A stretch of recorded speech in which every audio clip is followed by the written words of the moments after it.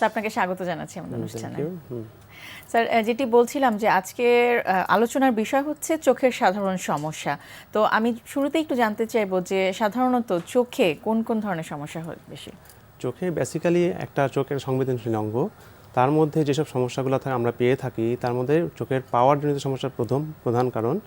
আর দ্বিতীয় সমস্যা আমরা যদি চোখের প্রত্যেকটা স্তর থেকে চিন্তা করি সেক্ষেত্রে চোখের পাতার একটা সমস্যা। চোখের পাতার মধ্যে যেমন ক্যালাজিয়ন স্টাই হতে পারে, ক্যালাজিয়ন মানে চোখের পাতা ফুলে যেতে পারে, স্টাই মানে চোখের পাতা ফুলে যাওয়ার সাথে ইনফ্লামেশন হতে পারে। দেখা যায় অনেক ক্ষেত্রে আমাদের কাছে আসে চোখের পাতা ফুলা নিয়ে। এক্ষেত্রে ঘাবড়ানোর কিছু নেই। দেখা যায় চোখের পাতা ফুলে যাওয়া কোনো সময় স্টাইল ইনফেকশন হলে সামান্য একটু ব্যথার ওষুধ খেলে গরম সেক দিলে এটা কমে যেতে পারে। কিন্তু এক্ষেত্রে অনেক সময় দেখা যায় যে ইনফেকশন পর্যায়ে চলে যায়, তখন আমাদের এটা একটা অ্যান্টিবায়োটিক ডোজ দেওয়া লাগে 7 দিনের, গরম সেক দিতে হয় এবং নিয়ম মতো চললে এটা থেকে আমরা মুক্তি পেতে পারি। এরপরে যেটা আছে কনজাংটিভাইটিস, মানে কনজাংটিভার যে রোগ আমরা সচরাচর যেটা পেয়ে থাকি, চোখ লাল হয়ে যায়, এটাতে সবাই ঘাবড়ে যায় চোখ লাল হয়ে গেলে। এটা বেসিক্যালি কোনো বড় ধরনের কোনো সমস্যা নয়। চোখ কনজাংটিভাইটিস কয়েক ধরনের হতে পারে, ব্যাকটেরিয়াল, ভাইরাল এবং অ্যালার্জি। ব্যাকটেরিয়াল যেটা হয় সেটা হচ্ছে চোখ লাল হয়ে যেতে পারে, চোখে ব্যথা হতে পারে, চোখে ময়লা যেতে পারে। এক্ষেত্রে ঘাবড়ানোর কিছু নেই, শুধুমাত্র আমাদের যেটা করতে হবে নিয়মিত চিকিৎসকের শরণাপন্ন হতে হবে সময় মতো। দ্বিতীয়ত হচ্ছে যখনই আমরা এরকম দেখব চোখ লাল হচ্ছে, ব্যথা হচ্ছে, যত্রতত্র ড্রপ ব্যবহার না করে সরাসরি একজন চিকিৎসকের সাথে শরণাপন্ন হতে হবে। এবং যেটা প্রথমেই করতে হবে, বাসার অন্য কারো যাতে এই সমস্যার প্রধানে মানে সংক্রমণ না হয় সে ব্যাপারে সতর্ক থাকতে হবে। সেই সাথে নিয়ম মতো ড্রপ ব্যবহার করলে এবং পানি না লাগালে এবং অন্যদের সংস্পর্শে না গেলে এটাতে ভয়ের কিছু থাকে না। দেখা যায় 7 থেকে 10 দিনের মধ্যে এটা ভালো হয়ে যায়। আরেকটা যেটা থাকে অ্যালার্জিক কনজাংটিভাইটিস। এটা অ্যালার্জেনিসের জন্য হয়। এটাতেও ভয়ের কিছু নেই, শুধুমাত্র আমাদের ওই অ্যান্টি অ্যালার্জিক কিছু ওষুধ এবং ড্রপ নিয়ম মতো ব্যবহার করলে এটা থেকে প্রদাহ থেকে কমে যায়। তবে মেইন যেটা আমাদের সতর্ক থাকতে হবে সেটা হচ্ছে অ্যালার্জিক জাতীয় জিনিস আমাদেরকে অ্যাভয়েড করতে হবে, যেমন ইলিশ মাছ, চিংড়ি মাছ, বেগুন, মিষ্টি কুমড়া, পুঁই শাক, তারপর ধুলাবালি, বাড়ির ধুলাবালি, অ্যালার্জি রয়েছে, এটা আমাদের সতর্ক থাকতে হবে। শুধু ড্রপ আর ট্যাবলেট খেলেই হবে না, অ্যালার্জি কোনটাতে হচ্ছে সেটা আমাদের স্পেসিফিকভাবে বের করতে হবে। আরেকটা থাকলো ভাইরাল কনজাংটিভাইটিস। ভাইরাল যেটা কনজাংটিভাইটিস হয় এক্ষেত্রে ড্রপ বা ট্যাবলেটের কোনো ভূমিকা নেই। শুধুমাত্র আমাদের যেটা করতে হবে এক্ষেত্রেও সংস্পর্শ থেকে দূরে থাকতে হবে, সংক্রমণ যাতে না হয় সেটা খেয়াল রাখতে হবে। আরেকটা হচ্ছে পানি লাগানো যাবে না। আর ভাইরাল কনজাংটিভাইটিস সারতে 10 থেকে 15 দিন সময় লাগবে। এক্ষেত্রে একটু ধৈর্য ধারণ করতে হবে। একটু ইউজুয়ালি ভাইরাল কনজাংটিভাইটিস যেটা সেটাই তো আমরা দেখি, সর্বোচ্চ আমরা ভাইরালটাই বেশি পাই, কিন্তু আমরা ড্রপ একটা দিয়ে রাখি যাতে সেকেন্ডারি ব্যাকটেরিয়াল ইনফেকশনটা না হতে পারে। এক্ষেত্রে বেশিরভাগ রোগীরাই একটু অধৈর্য হয়ে যায় এবং দেখা যায় যে 5 দিন 7 দিন পরই তারা এক ডাক্তার থেকে আরেক ডাক্তার, এক হাসপাতাল থেকে আরেক হাসপাতালে চলে যেতে থাকে। কিন্তু এক্ষেত্রে তাদের একটু ধৈর্য ধারণ করতে হবে যে এটা কমতে একটু সময় লাগবে। এবং তারপরে আমরা যদি আসি কর্নিয়াতে, কর্নিয়া হচ্ছে চোখের এক স্বচ্ছ পর্দা। এই পর্দার অনেক রকম রোগ হতে পারে, যেমন এখানে আলসার হতে পারে, ক্যারাটাইটিস হতে পারে। আলসার কোনটাকে বলে, যেটা হলো আমি একটু আগে বলেছি কনজাংটিভাইটিস। এই কনজাংটিভাইটিসটাই হয়তো অনেক সময় আলসারে পরিণত হতে পারে, অথবা নর্মালভাবে আলসার হতে পারে। নর্মালি কর্নিয়ার স্বচ্ছ একটা পর্দা দ্বারা ঢাকা থাকে। যদি ওই পর্দাতে কোনোভাবে একটা আঁচড় লাগে বা ছিলে যায় বা আঘাতজনিত কারণে ছিলে যায়, সেক্ষেত্রে আলসার হওয়ার সম্ভাবনা খুব বেশি থাকে। এক্ষেত্রে যেটা সতর্ক থাকতে হবে, ব্যাকটেরিয়াল, ভাইরাল, ফাঙ্গাল 3টা প্রদাহ দ্বারা ইনফেকশন হতে পারে। এক্ষেত্রে ব্যাকটেরিয়াল হলে আমরা বুঝবো কীভাবে, ব্যাকটেরিয়ালে ব্যথা এবং লাল প্রচণ্ড থাকবে কিন্তু রুগীর অনুভবটা কম থাকবে। ভাইরালে দেখা যাবে রোগীর অনুভবটা বেশি থাকবে কিন্তু বাইরে থেকে ব্যথা ফোলা কম থাকবে, প্রকাশটা কম থাকবে। আর ফাঙ্গাল যেটা থাকছে, ফাঙ্গালটা হচ্ছে বেশিরভাগ আমরা দেখি যারা গ্রামে কৃষক মাঠে কাজ করে তাদের ওই ফসলের আঘাত লাগে এবং ফসলের গুঁড়াতেই থাকে ফাঙ্গাসটা। এই জন্য আমরা দেখি যে গ্রাম থেকে যেসব রোগী আসছে তাদের ফাঙ্গাসজনিত আলসারটা বেশি হয়। আর সেক্ষেত্রে এটার প্রকোপটাও খুব বেশি রকম হয় এবং প্রচণ্ড ব্যথা হয়, চোখের দৃষ্টি খুব কমে যায় এবং গ্রামের রোগীরা সচরাচর একটু নেগলিজেন্স থাকে। এই জন্য দেখা যায় কি তারা টুকটাক ড্রপ ব্যবহার করে একেবারে শেষ পর্যায়ে আমাদের কাছে আসে, ক্ষতিগ্রস্ত করে একেবারে দৃষ্টি শেষ অবস্থায় আমাদের কাছে আসে। তখন আসলে দেখা যায় আমাদের করার কিছু থাকে না, মানে দৃষ্টি তখন দৃষ্টিশক্তিটাই লোপ পেয়ে যায়। তখন দেখা যায় আমরা অল্টারনেটিভ ওয়েতে কিছু তাকে হেল্প করতে পারি, কিন্তু অনেক দেরি হয়। এক্ষেত্রে আমাদের সকলে সচেতন থাকতে হবে যে বিশেষ করে ধান কাটার সময় একটু জানতে চাইবো আমি যে এই যে আপনি বলছিলেন যে ধান কাটার সময় কৃষকদের এই জাতীয় আঘাতগুলো নিয়ে বেশি আসে, ফাঙ্গাল ইনফেকশন নিয়ে, তাহলে তাৎক্ষণিকভাবে আসলে কি করণীয়? যারা তাৎক্ষণিকভাবে আসলে আমরা চোখের থেকেই যে রসটা আছে ওটা পরীক্ষা করে বুঝতে পারি এটা ব্যাকটেরিয়াল ভাইরাল না ব্যাকটেরিয়া। রোগী নিজে কি করবে তাহলে? রোগীর সাথে সাথে ডাক্তারের শরণাপন্ন হবে এবং ওখানে ডাক্তাররাই গ্রামের পেরিফেরাল যেসব ডাক্তাররা আছেন তারাও এটা সম্বন্ধে অবগত, এবং তারাই সাথে সাথে ডাক্তাররা রেফার করে দিবে ঢাকায়। কোনো প্রাথমিক চিকিৎসা কি আছে যাতে করে ওই চোখটাকে বা যতটা সম্ভব একটু বাঁচিয়ে রাখা যায়? যেমন অ্যান্টি ফাঙ্গাল অনেক ড্রাগ পাওয়া যায় এবং পেরিফেরাল এখন সেকেন্ডারি অনেক হাসপাতালে এই পরীক্ষাগুলো হয়, যেমন টাসে সদর হাসপাতাল, উপজেলা হাসপাতালে এই পরীক্ষাগুলো হয়।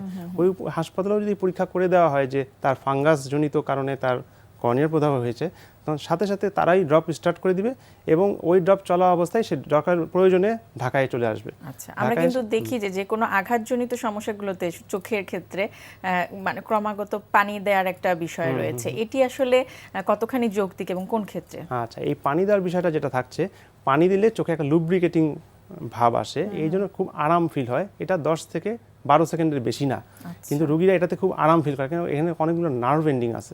নার্ভ এন্ডিংগুলো যখন প্রদাহ শুরু হয় তখন তারা সহ্য করতে পারে না, এই অসহ্যতার কারণেই তারা পানি দেয়। এই পানিটা খুবই ক্ষতিকর, কারণ চোখের যে স্বচ্ছ পর্দাটা এটা ছিঁড়ে যাচ্ছে আঘাতজনিত কারণে। এরপরে যদি আমি পানি দেই, পানি কিন্তু আমার পিউরিফাইড না, পানিটা কিন্তু সংক্রমিত পানি। এই পানিটাই আরো সংক্রমণ বাড়িয়ে ফেলে, আরো মানে ক্ষতি ছাড়া খুব লাভের কিছু হয় না, আরো ক্ষতি হয়ে যায়। সুতরাং প্রথম কথাই আমাদের বলতে হবে যে পানি লাগানো যাবে না, চোখে হাত দেওয়া যাবে না, চোখ কসলানো যাবে না এবং অন্যান্যদের সংস্পর্শে আসা যাবে না। অন্যান্য সংস্পর্শে মানে এমন না যে কাছাকাছি আসা যাবে না, মানে এক হাত ওই চোখে লাগানোর পর অন্য ওই হাতে যদি গ্লাসেও পানি খায়, ওই গ্লাস দ্বারাও সেটা সংক্রমণ হয়ে যেতে পারে।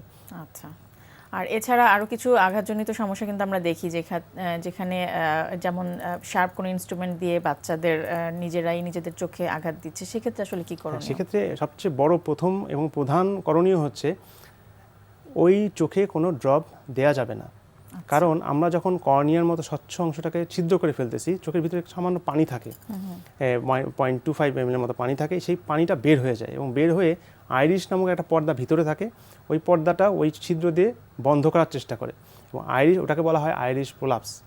আইরিশ প্রোলাপস যদি হয়ে যায় এবং চোখের অন্তর্গত পানি যদি বের হয়ে যায়, সেক্ষেত্রে আমরা যদি পানি দিই বা ড্রপ দিই, সেই ড্রপটাও ইটসেলফ সংক্রমণের কারণ হয়ে দাঁড়ায়, কারণ সেই ড্রপটা বাইরের সাথে সংস্পৃত এবং সেই ড্রপের ফোঁটাটা ভিতরে চলে যায় এবং তখন ইনফেকশন চোখের ভিতরে চলে যায়। সেক্ষেত্রে আমাদের করণীয় হবে অতি সত্বর তাকে প্যাড ব্যান্ডেজ দিয়ে দেওয়া এবং অতি সত্বর হাসপাতালে দেখানো, স্লিট ল্যাম্প এক্সামিনেশন করা। স্লিট ল্যাম্প এখন সব হাসপাতালেই থাকে, পেরিফেরাল উপজেলা হাসপাতাল সব হাসপাতালে স্লিট ল্যাম্প থাকে। স্লিট ল্যাম্পে পরীক্ষা করে দেখা উচিত যে পারফোরেশন মানে চোখে ছিদ্র হয়েছে কি না। যদি চোখে ছিদ্র হয়ে যায় তাহলে অতি সত্বর তাকে একজন কর্নিয়া স্পেশালিস্ট অথবা একজন স্পেশালিস্ট ডাক্তারকে দেখানো উচিত। দেখিয়ে দেখা যায় যে এখনও তার ছিদ্রটা কি এখনও ছিদ্র অবস্থান পরিবর্তন হয়েছে না এখনও ছিদ্র অবস্থায় রয়েছে। যদি ছিদ্র অবস্থায় থাকে ইমিডিয়েট তাকে রিপেয়ার করতে হবে, সেটা সেলাই করে রিপেয়ার করে দিতে হবে এবং অতি সত্বর রিপেয়ার করতে হবে। এবং এক্ষেত্রে সবচেয়ে বলা জরুরি যে কোনো ড্রপ ব্যবহার করা যাবে না, শুধুমাত্র মুখে ট্যাবলেট দিয়ে 12 থেকে 24 ঘন্টার মধ্যে আমরা রিপেয়ার করে দিব এবং রিপেয়ারটা অবশ্যই সময় মতো উপযুক্ত সার্জন দ্বারা রিপেয়ারটা করে নিতে হবে এবং এভাবে করে নিলে অবশ্যই তার দৃষ্টি ফিরে আসা সম্ভব। আচ্ছা, যেটি আরেকটু জানতে চাইবো আমি যে পাওয়ার জনিত সমস্যা কিন্তু চোখের প্রায় আমরা দেখতে পারি, সেটি আসলে কি এবং কখন এটির চিকিৎসা করা উচিত? পাওয়ার জনিত সমস্যাটা হচ্ছে নর্মালি আমাদের কর্নিয়ার একটা পাওয়ার দেওয়া থাকে জন্মগতভাবে, তার পিছনে থাকে লেন্স আর লেন্সের ভিট্রিয়াস, এরপরে রেটিনা। এখন কর্নিয়ার একটা পাওয়ার, লেন্সের একটা পাওয়ার, এই দুটা পাওয়ারই মেইন ফ্যাক্টর হিসেবে কাজ করে এই আমাদের দৃষ্টিজনিত সমস্যায়। কর্নিয়া এবং লেন্স দিয়ে যখন আমরা আলো যায়, সেই আলোটা সিগন্যালটা নিউরোসেন্সরি রেটিনা দিয়ে ব্রেনে পৌঁছায়।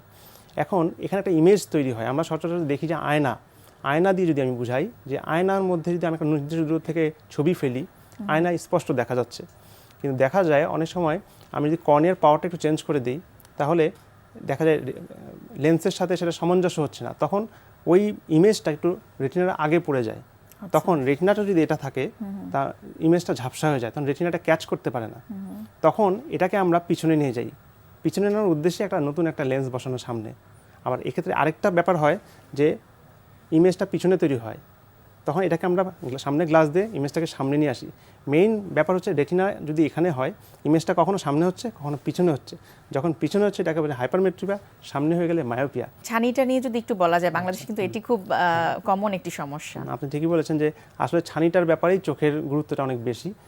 ছানির ক্ষেত্রে আমরা যেটা দেখি যে মেইন ব্যাপারটা হচ্ছে ছানির লেন্সটা ঘোলা হয়ে যায়। সেক্ষেত্রে মেইন প্রথম এবং প্রধান অপারেশন হচ্ছে লেন্সটাকে সরিয়ে ফেলা। আগে যেটা ছিল লেন্স সরিয়ে ফেলার পর লেন্স দেওয়া হতো না, এখন ইন্ট্রাঅকুলার লেন্স দেওয়া হয় এবং সেটা অনেক উচ্চতর মান পর্যায়ে পৌঁছেছে। এই লেন্সের উপর ভিত্তি করে যেমন মনোফোকাল আছে, মাল্টিফোকাল আছে। মনোফোকাল লেন্সটা হচ্ছে সহজভাবে আমি বলি যে এটা দূরে পরিষ্কার হবে কিন্তু কাছে বই পড়ার সময় চশমা লাগবে। মাল্টিফোকালটা হচ্ছে দূরে কাছে দুটেই তার চশমা ফ্রি হয়ে যাবে এবং এই চিকিৎসাগুলো বাংলাদেশে আপনারা সফলভাবে করছে। এবং এখন নতুন যেটা উদ্ভাবন সেটা লেজার মাধ্যমে রেক্সিস এবং ফ্র্যাগমেন্টেশন হচ্ছে। এটা হচ্ছে femtosecond laser cataract surgery. এটা বাংলাদেশে সম্ভব। এখন দেখা যাচ্ছে চোখের ব্যাপারে বাংলাদেশ, সিঙ্গাপুর, আমেরিকা সব সমান পর্যায়ে চলে গেছে। অত্যন্ত আশার সংবাদ এবং আমাদের ভালো লাগলো শুনে। চমৎকার বলেছেন, ধন্যবাদ আপনাকে। আপনাকেও ধন্যবাদ। জি, প্রিয় দর্শক, আমরা শুনছিলাম চোখের সাধারণ সমস্যা এবং তার চিকিৎসা কিভাবে সম্ভব সেই বিষয়টি নিয়ে বেশ কিছু গুরুত্বপূর্ণ তথ্য। আশা করছি আপনাদের কাজে আসবে।